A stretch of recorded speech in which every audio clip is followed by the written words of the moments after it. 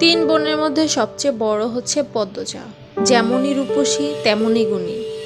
কিন্তু কি এমন ঘটে যায় যে কারণে সে হত্যার মতো পদক্ষেপ নেয়?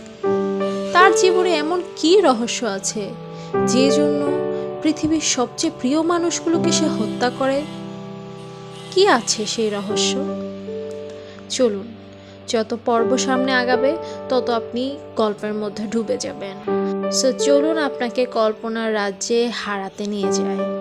আর সাথে আছে আমি ফাতেমাতুজ জোহরা। আপনি শুনছেন গল্প অডিও বুক। অবশ্যই সাবস্ক্রাইব করে রাখুন, আর ফেসবুক থেকে শুনলে লাইক করুন। ঠিক আছে, চলে যাচ্ছি পরবর্তী পর্বে। পর্ব 8। আলো ফোটার পূর্বে নিদ্রা ত্যাগ করে 4 মা মেয়ে একসাথে নামাজ পড়ল।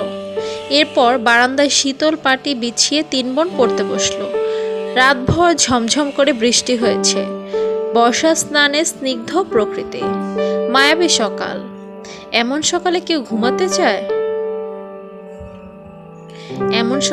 ঘুমাতে চায়? আর কেউ বা বই পছন্দ করে পড়তে, অথবা পছন্দের অন্য যে কোনো কাজ করে। পূর্ণার ঘুমাতে ইচ্ছে করছে। পড়া একদমই সহ্য হচ্ছে না। পড়া থেকে উঠেই যেন মনোবাসনা পূর্ণ করতে বিছানায় গা এলিয়ে দিল। সাথে সাথে ঘুমে হারালো।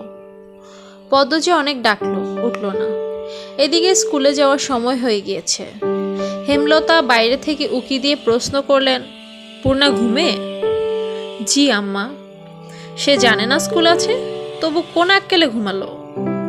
মায়ের কঠিন স্বরে পদ্মজা ভয় পেল। পূর্ণা নির্ঘাত মার খাবে আজ। সে হেমলতাকে আশ্বস্ত করে বলল, আম্মা তুমি যাও, পূর্ণা কিছুক্ষণের মধ্যেই তৈরি হয়ে যাবে।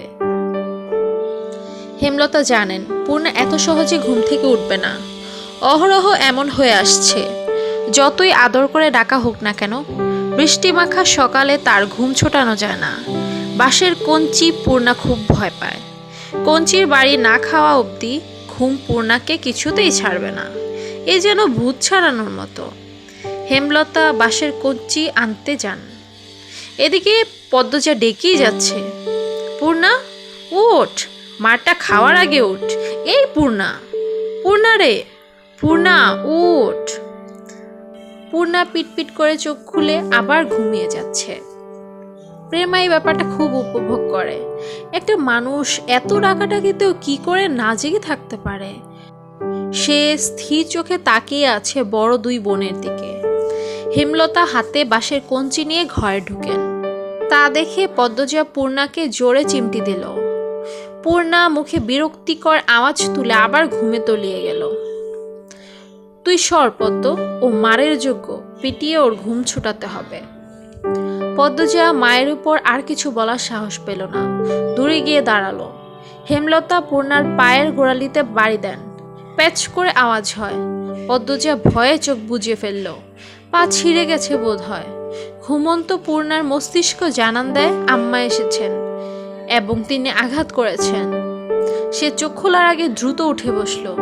চোখ খুলতে খুলতে যদি দেরি হয়ে যায়। এরপর চোখ খুলল। বোকাশোকা মুখ করে মায়ের দিকে তাকালো পরিস্থিতি বুঝতে। পদ্মজা ঠোঁট টিপে হাসছে। প্রেমা জোরে হেসে উঠল। হেমলতা তীক্ষ্ণ চোখে তাকাতেই হাসি যেন মিলিয়ে যায়। পূর্ণা ভীতু কণ্ঠে বলল, আর হবে না আম্মা। সে তো প্রতিদিনই বলিস। এমন সময় ঘন মেঘে আকাশ ছেয়ে গেল। পূর্ণা প্রেমা মনে মনে খুশি হলো। আজ আর স্কুলে যেতে হবে না। বাড়ি থেকে 2 ক্রোশ দূরে স্কুল।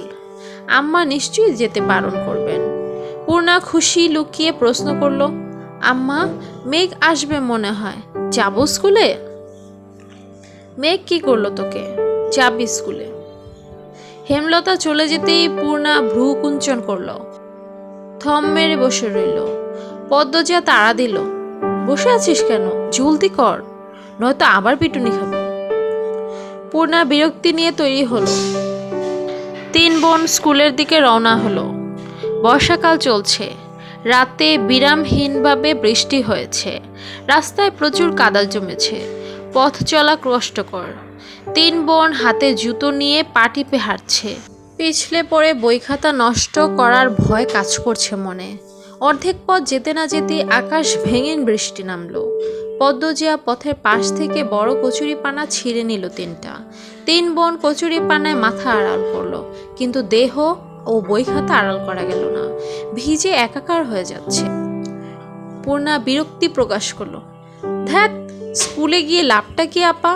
দেখো পাজামা হাঁটু অবধি বৃষ্টির পানিতে ভিজে গিয়েছে, কি হয়েছে অবস্থা।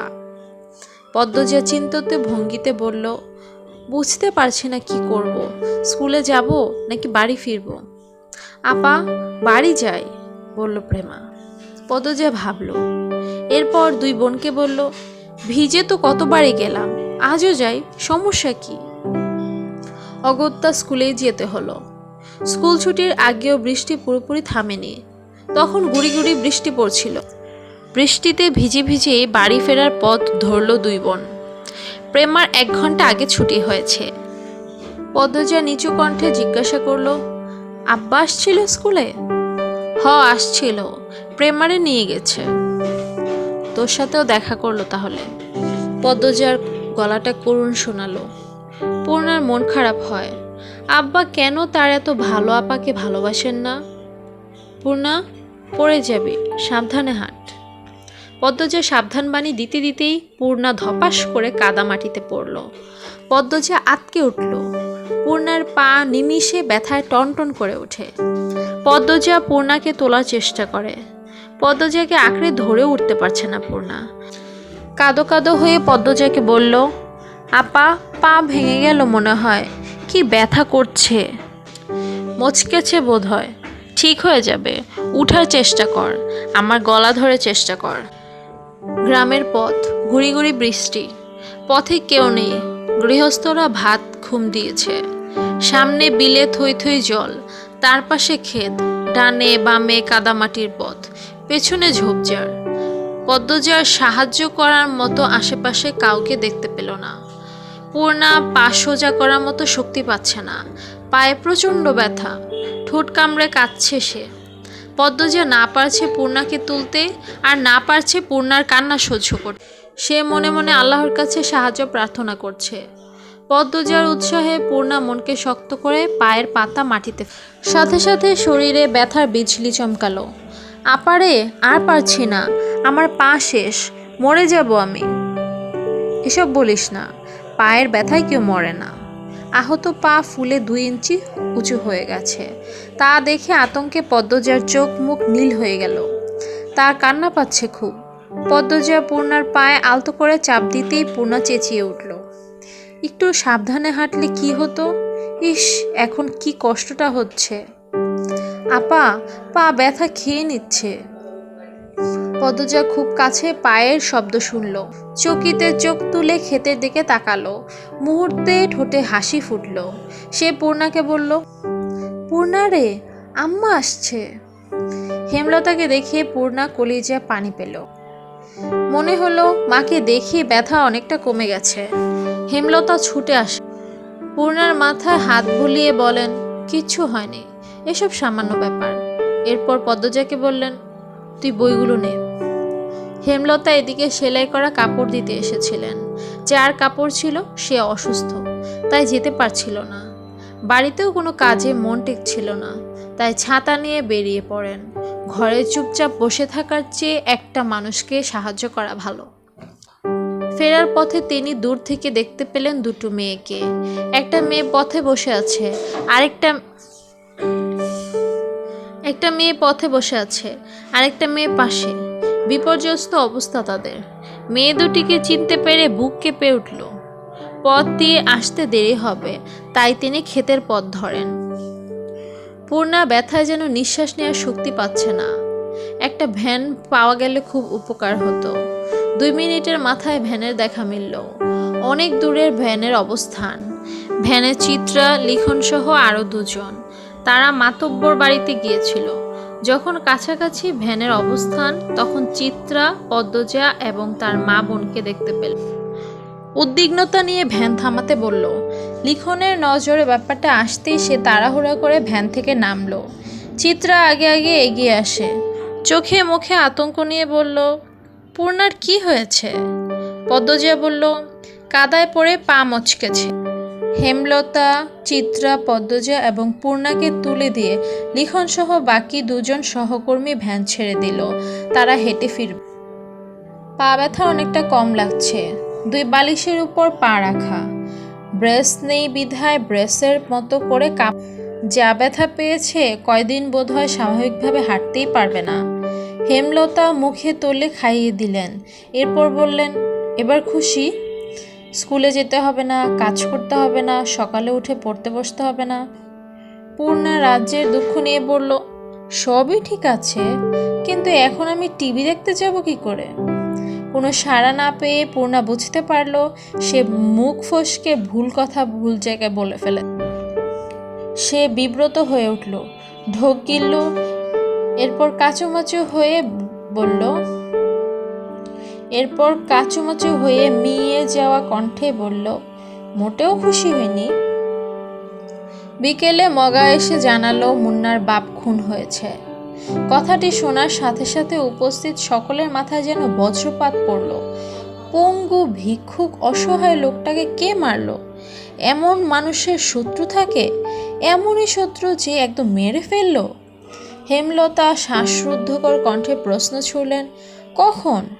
মগা বলল, দুপুর 2 কি 3টায় গ্রামবাসী জানতে পেরেছে এই ঘটনা। আস্তে আস্তে সব গ্রামে খবর যাচ্ছে। লাশ নোয়াপাড়ার ধান খেতে পাওয়া গেছে। মুন্নার আত্মীয় বলতে কেউ নেই। দুঃসম্পর্কে যারা আছে তারা মুন্নার দায়িত্ব নিতে চাইল না। মাতব্বর মুন্নার ভার নিতে চেয়েছিলেন, কিন্তু মুন্না পদ্মজাদের বাড়ি থাকতে চায়। হেমলতা সানন্দে নিয়ে আসলেন মুন্নাকে। এখন থেকে মুন্না এবারই ছেলে। পদ্মজা, পূর্ণা খুব খুশি হলো না প্রেমা।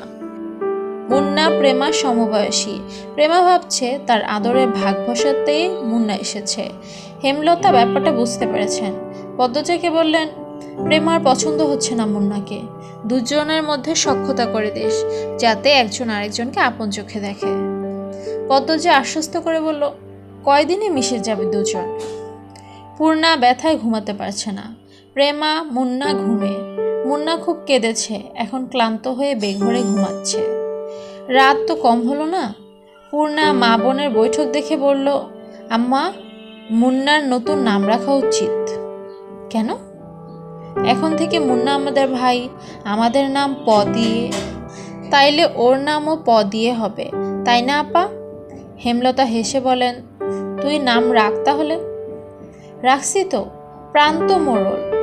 মুন্নাকে জানাস সকালে, রাজি হলে এরপর সবাই না হয় ডাকবো। রাজি হবে না মানে? পিটিয়ে রাজি করাবো। হেমলতা মৃদু হাসলেন। পূর্ণা অসুস্থ হলে খুব কথা বলে, মুখ বন্ধ রাখতেই পারে না। অনেক বছর আগের ঘটনা বা কয়েক বছর পর কি হবে না হবে তা নিয়ে অনবরত কথা বলতে থাকে। গহীন অন্ধকার। আজ বোধহয় অমাবস্যা। হেমলতা কালো চাদরে আবরণে ঘাপটি মেরে বারান্দায় এসে আছেন, হাতে ছুরি আর লাঠি। গত 3 দিন ধরে তিনি ঘরের পাশে পায়ের আওয়াজ শুনছেন। তখন ঘরে মোর্শেদ ছিল, একজন পুরুষ ছিল, বুকে সাহস ছিল। আজ মোর্শেদ নেই। মুন্নাকে বাড়ি আনাতে তিনিই ঝগড়া করে বাড়ি ছেড়েছেন। কবে ফিরবেন ঠিক নেই। আজ কিছুতেই ঘুমানো যাবে না। হাতে নাতে সন্দেহকারীকে ধরে এই বিপদ থেকে মুক্ত হতে হবে। কিন্তু অনেকক্ষণ হলো কেউ আসছে না। চোখ বুঝে আসছে হেমলতার। সারাদিন অনেক খাটুনি গেল। কাদামাটিতে ছপছপ শব্দ করে কেউ আসছে। হেমলতা সতর্ক হয়ে ওঠেন। শক্ত হাতে লাঠি ও ছুরি ধরেন। পায়ের শব্দটা কাছে আসতেই তিনি বেরিয়ে আসেন। অন্ধকারে পরিষ্কার নয়, আন্দাজে ছুঁড়ে মারেন হাতের লাঠি। লাঠিটা বেশ ভালোভাবেই পড়ল সামনে জনের উপর। পেছনের জন দৌড়ে পালালো। লোকটি আর্তনাদ করে মাটিতে বসে পড়ল। পরক্ষণেই পালানোর চেষ্টা করলো, কিন্তু পারল না হেমলতার জন্য। হেমলতা দ্বিতীয় লাঠি দ্বারা আবার আঘাত করলেন। তার তীক্ষ্ণ দৃষ্টি স্থির। আহত ব্যক্তির আর্তনাদ শুনে বাড়ির ভেতর থেকে সবাই ছুটে আসে। টর্চের আলোতে চারদিক আলোকিত হয়ে উঠল। হেমলতা স্বাভাবিক ভঙ্গি নিয়ে দাঁড়িয়ে আছেন। তিনি যেন জানতেনই এই লোকটারই আসার কথা ছিল। শুটিং দলকে তিনি আজই বের করবেন, তবেই শান্তি। পদ্মজা, প্রেমা, মুন্না বেরিয়ে আসে। পূর্ণা ঘরেই রইল।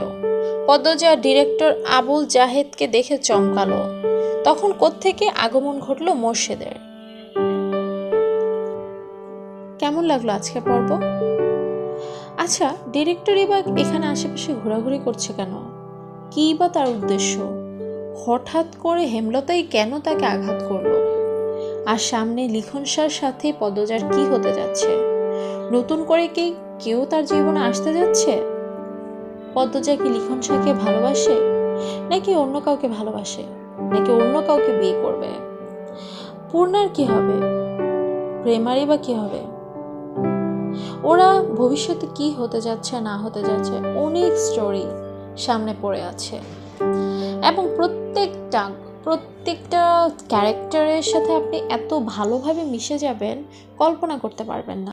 আর যারা শুনেছেন, আমার মনে হয় মোস্ট অফ দ্য টাইম তারা এই জিনিসটা আরও বেশি করে শুনবেন, কারণ এই স্টোরিটা এমন একটা স্টোরি যেটা শোনার পর আরও বেশি করে শুনতে ইচ্ছে করে, তাই না?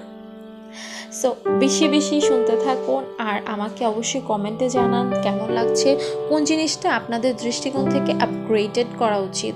সো এই জিনিসটা আমাকে ডেফিনেটলি কিন্তু জানাবেন, কারণ আপনাদের গাইডলাইন আমার জন্য অনেক বেশি দরকারি। কারণ এটা একটা নিউ চ্যানেল, দ্যাটস ওয়াই এখানে আমি অনেক কিছুই জানি না, আর প্রফেশনাল কেউ না যেহেতু। সো এটা আমার জন্য অনেক বেশি ব্লেসডফুল আমি ফিল করব যদি আপনারা আমাকে এই জিনিসগুলা প্রপার গাইডলাইন দেন। ওকে, তাহলে পরবর্তী পর্ব আসার আগ পর্যন্ত অবশ্যই ভালো থাকেন, সুস্থ থাকেন। আল্লাহ হাফেজ।